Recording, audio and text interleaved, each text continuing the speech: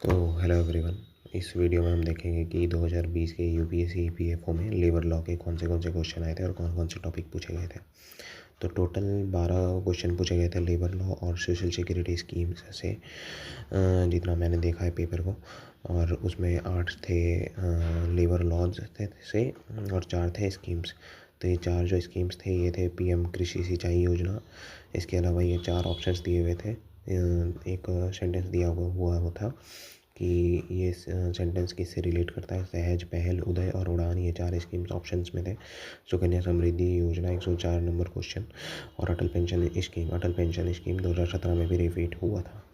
ठीक है। इसके अलावा बाकी जो 8 क्वेश्चन थे वो हैं कि 2 लिस्ट दे दी गई थी। बेसिकली ये था डेफिनेशन क्लॉज से इंडस्ट्रियल डिस्प्यूट्स एक्ट 1947 के लिए टर्म और मीनिंग दिया गया था। इसके अलावा फैक्ट्रीज एक्ट 1948 का एडोलेसेंट का डेफिनेशन पूछा गया था।